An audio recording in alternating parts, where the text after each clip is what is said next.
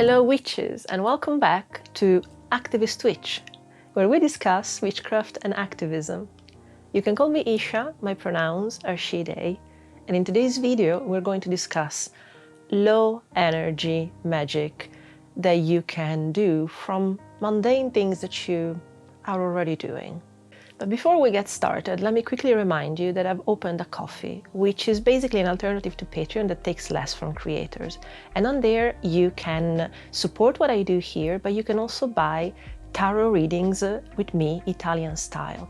It starts from £5 per reading for the low income version, and then it's pay what you can. And if you decide to support me, thank you so very much. Today this video is on the theme of low energy magic workings because I am just out of the throes of a very intense autistic burnout phase, which has brought me at times to get nonverbal, which is a first for me. And in this state, very supposedly easy and still low energy or low spoons, as we say in the neurodivergent community, activities are still not viable for me. So things that I can't do in this state include reading, include crochet, include even just taking the time to go to a specific place and do either meditation or yoga, because that's work that I cannot add on the things that I would do, and they're hard to do. The way that autistic burnout manifests in me is just the inability of any thought that I have to manifest either in a practical way. And so I decide that I am doing something, and then my brain cannot put in line the events that I need to make happen for that. So I decide that I'm gonna shower and then put on new clothes. My brain cannot break down the, okay, it means that you need to first stand up, it means that you need to go to the bathroom, it means that you need to open the water. Those steps don't come to me. And sometimes it's hard, sometimes the days are just spent in bed. And if the days are just spent in bed, I think that the simple fact that you are surviving, it's part of a magical practice in those phases. So with the wish that you always get to understand you are getting towards burnout, knowing that you can stop before getting there, and so start to replenish your energy before you get to that state. That is the hope. I hope that you always catch yourself in time not to get to burnout. If you get there, and you're like me, and so your OCD brain is like, but you have rituals to do, otherwise bad things happen. Well, these are things that I tried to keep doing, and it's better than doing nothing in my brain, but do not quote me on that.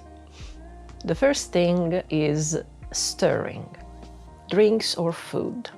Now, usually when I'm in this state, my wife takes care of me, makes food and those kind of things. There's one thing that I cannot relent control over, and that's making my morning coffee. Because it's complex, because it requires different things in a certain order, mixed in a certain way. It would give me more anxiety to let it be done by someone else than do it myself. So I have direct access to that. So what to do? Something that stuck with me from the first meeting that I had with my coven, which was at Mabon in 2023, was the simple intention being stirred in food, in drinks.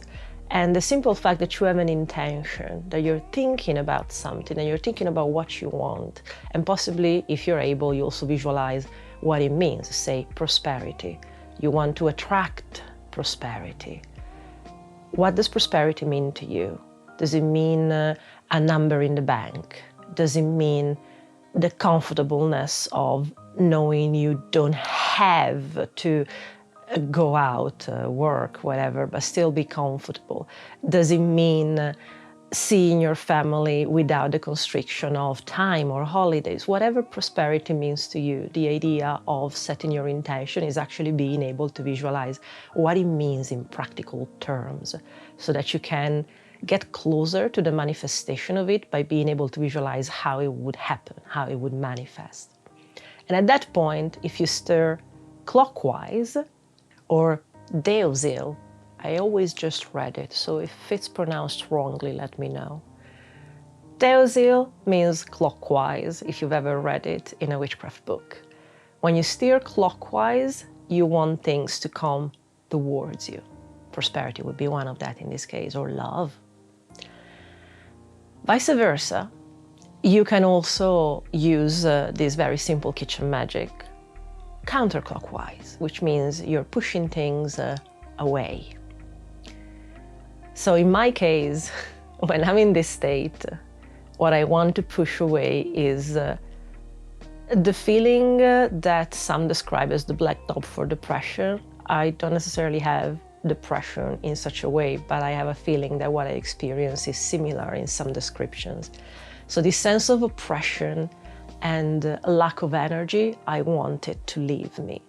And therefore, I would focus on myself, like having plenty of energy or having desire and ability to do things. And therefore, then I would go steering counterclockwise, pushing away that kind of inertia, hopefully. In the same witchcraft books that we were talking about before, you might have seen counterclockwise described as withershins. Again, not sure about the pronunciation, it's what happens when you just read stuff. The next points technically come under just one thing, which is grooming, but I've split them because I do not take for granted that in the same day, in this state, I will be able to shower, wash my face properly, and brush my teeth properly.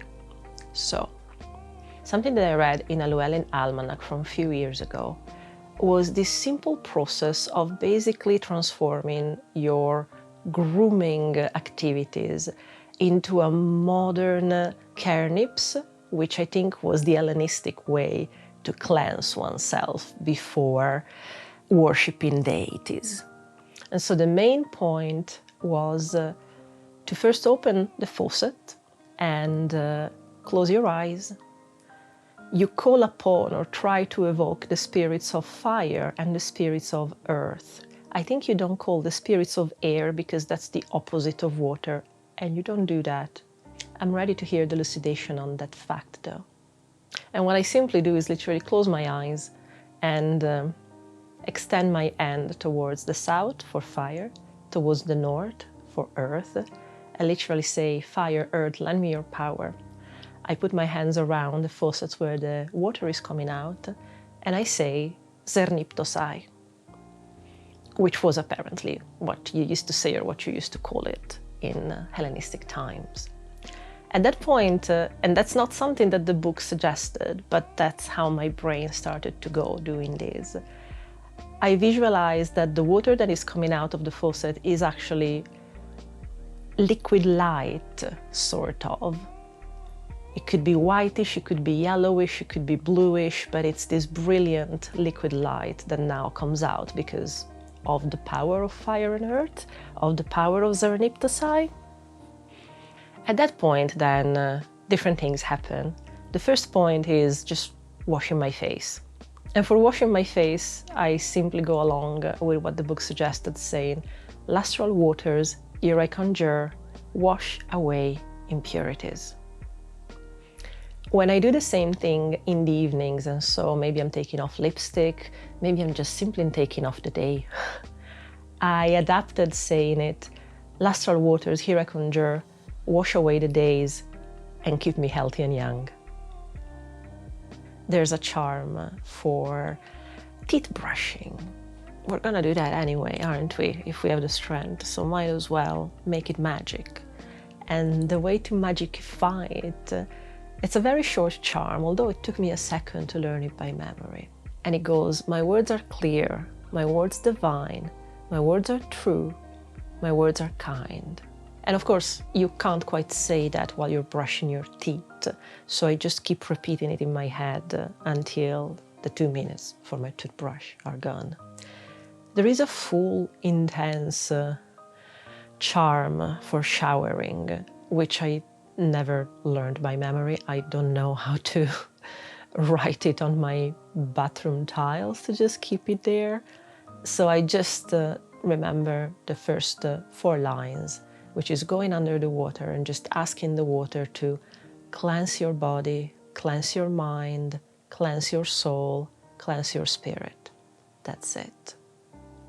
On the matter of correspondences, colors and color magic might come in useful as well.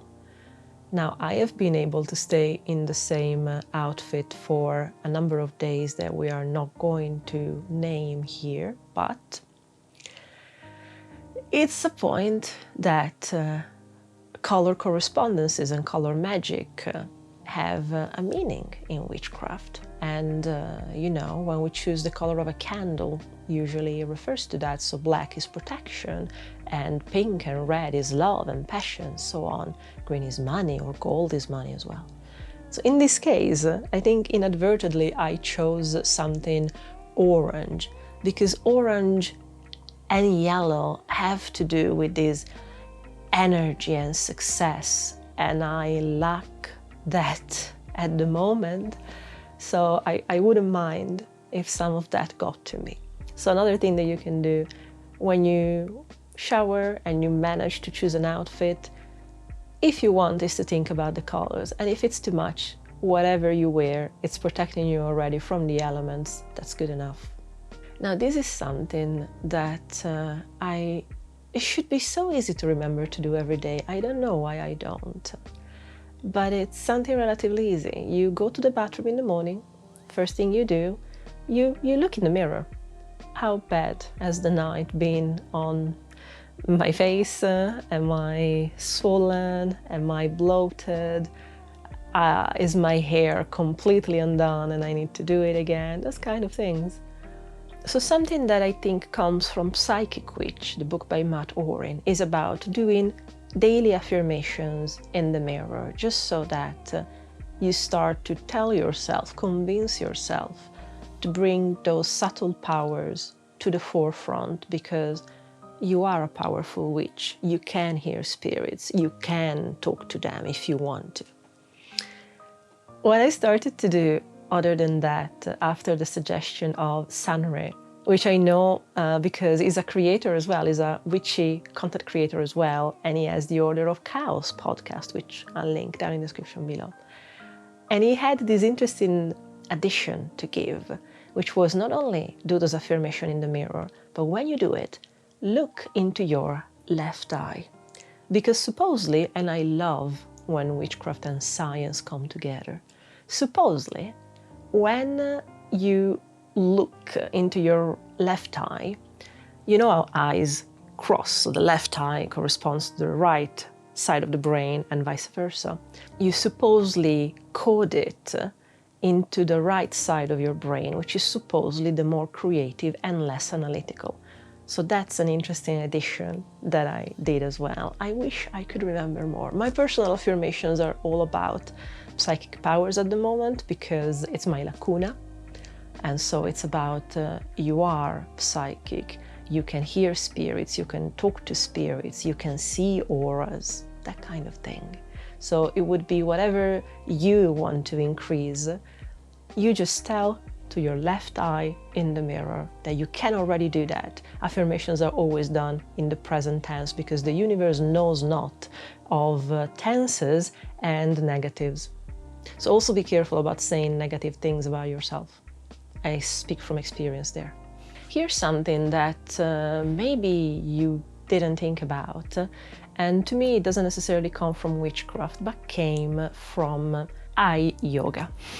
So something that's been happening to me in the last few years, unfortunately, is that my eyesight has steepingly gone south, to the point that I've had to change my prescription glasses like twice in a year, and it bugs me incredibly. I can't see properly, I can't read properly, anymore without glasses at all.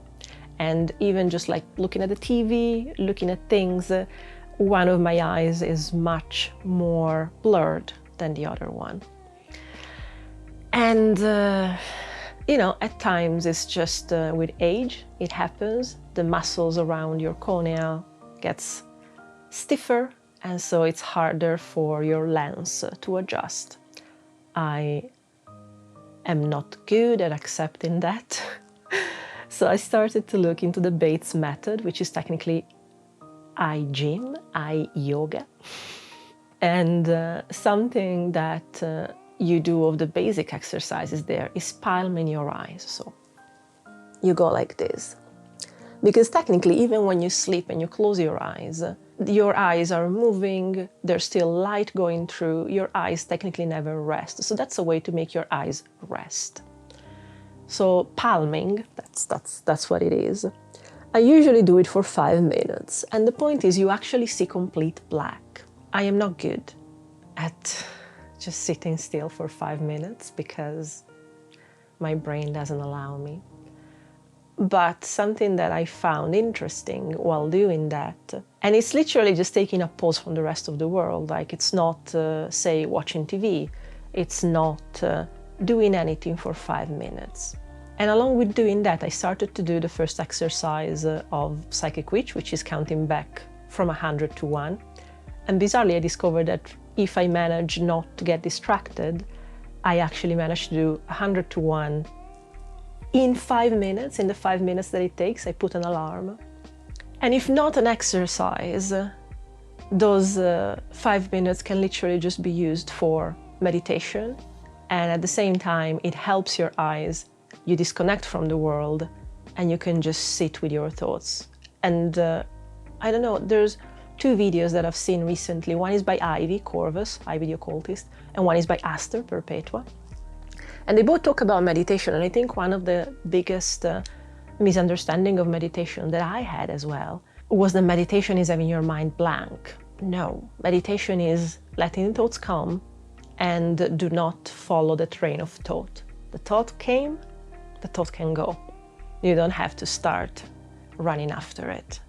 Which is not obvious still, but it's interesting, and it made me definitely feel less of a failure for the way that I approach and can do meditation. So I'll link to those 2 videos actually down in the description below.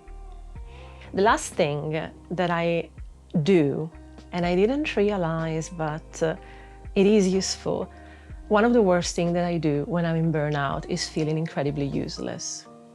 I don't say it out loud, but I think of bad things about myself, about laziness, about really you could shake yourself off, which is not actually physically possible.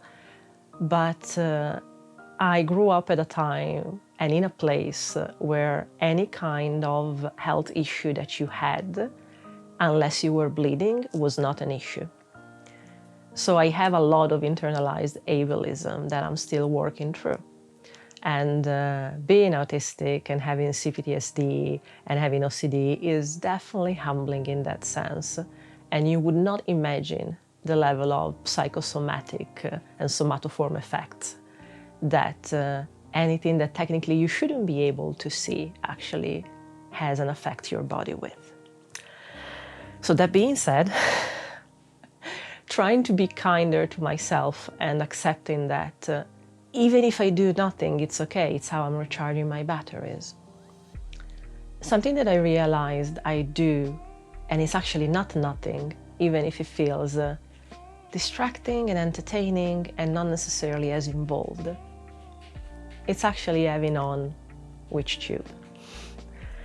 So throughout the last few days, I've had 2 things on my TV, and usually I need stuff and sounds to distract me when I'm in this state, because silence alone could let my brain go places I don't have the ability or the energy to get it out from. So that kind of company is necessary. And so there are a lot of Witchtubers that are keeping me a lot of company and that I probably created a parasocial relationship with that they're not even aware, but I consider friends because they have kept me company in these very dark days. And it's just like having a friend that is there and is talking to you without asking anything of you. And one of the hardest things in burnout is making people understand I'm not replying to texts, I'm not being present, not because I'm being fussy, not because I'm being haughty, because I genuinely don't have the ability to do otherwise. It always created me trouble. I've been having burnout and disconnect moments since I was a child in Eyesight. But again, by my mother, I was just called lazy. So I never thought much of it. I just knew that that's what I need to do every once in a while. I disconnect, I close my door, I just shun away everything. And then when I finally can interact again, I go around with a sorry pad because I've been selfish and lazy for not going back to you. That's not the case. And I wish there was more openness about this. A system that a friend of mine has started to propose for me was just, if you don't have the strength, send me a full stop. I will know that a full stop is, I love you, but I'm burnt out and I'm not able to do anything. I will let you know as soon as things change. And it's such a small thing, but so useful. So the last thing is, indeed, all these people. There's Aster, there's Bente, the Norse witch, there's Aradia, the witch of Darklight, there's Ivy, there's Rhiannon, there's Lavender, there's Ella, she went into the woods, there's Eddie, the Wolfsbane witch, there's Lip Taken, there's the Bronx witch, there's Ari, the Oak witch. Oh, Ari. I have a very, very, very, very, very soft spot for Ari. Not only because she's my British sibling, but also because the way that she talks about things is not only soothing, it's actually the reason why I understood that it's not just having a friend talking to you without demanding energy from you, but some things, some information stuck with you. Despite the fact that I don't feel like I'm making enough of an effort watching Witchtube as I would reading a book. But that's the amazing thing, especially when Ari talks about books. She's so good at condensing information and telling you, okay, this book is good for this, and this. It's not very good for this and this, so maybe you want to look into this and this book.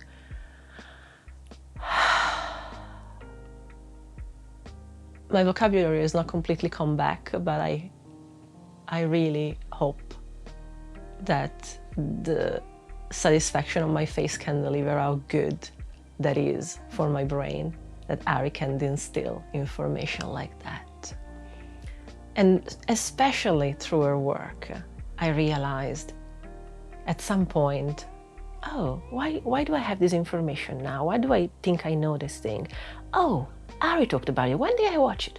Oh, it was just one of those days that looked all the same and looked like I have now a black hole of time because, yeah, when I'm in autistic burnout, those days get somewhat erased from my memory, or so I thought. But instead, no, information still gets to me, but because it's an information that I gain passively without supposedly spending energy, like I said, reading and crochet, I can't do in this state. But that way, I didn't realize, and I didn't mean for it, but stuff still stuck with me. And it's a gift that we have in the Witchtube community. And I mentioned it before, maybe I'll make a specific video about it, especially because there's the Occultea tag at the moment out that the Polish folk witch and the red-headed witch and Hella Harrison have started talking as content creators that do witchy content. And I've been a content creator for much longer than I've been on this channel, so there's a lot of experience that I have in good and bad. And maybe I'm still in the honeymoon phase with Witchtube, but I haven't seen another community that is that progressive, that kind. I don't know, maybe I've been really lucky, maybe because since the beginning this has been the activist Twitch. If you want to focus on your womb and you think that everybody that doesn't have or works with a womb is not valid, you likely haven't found my videos, and thankfully I haven't found you. if you think that oppressing people and that your value because of skin color, because of having been born on the lucky side of an imaginary line that is called a border is something of value for you, I don't think we have found each other. I don't think our paths will cross, and I think that's for the best. Quality, not quantity. So I feel extremely lucky for the people that I have found and dealt with since joining actively Witchtube. It's a very good community.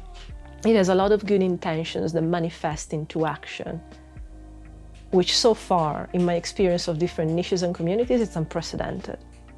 Now I can tell that my brain still has things to do, but that the connection to my mouth is growing thinner and thinner. So for the time being, I hope that these few tips about magicify mundane things that you would do most days anyway, not that I necessarily expect to, like, don't take these as expectation, and I'm being very honest about this because it's my own experience, that every single day you will wash your face, you will shower, and you will brush your teeth.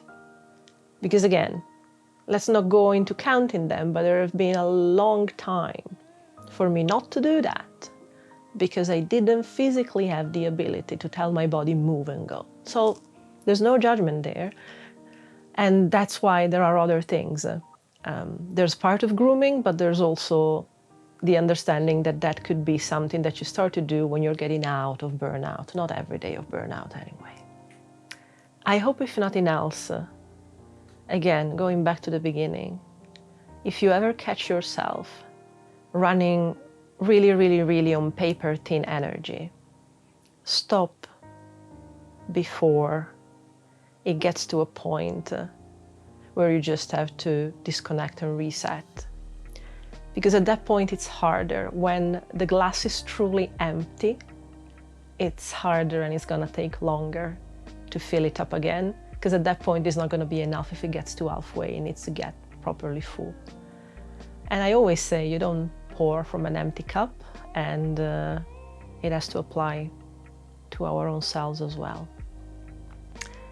Thank you so much for watching. There's gonna be probably a poll in the community tab if I've managed. I really hope that I can edit this video, and thank you for being kind. And until the next time, I hope that we can be kind to ourselves in this one occasion, rather than thinking about anything or anyone else. Just focus that tiny seed of energy on your own self and take care of yourself, because it's better to do before than when it's too late.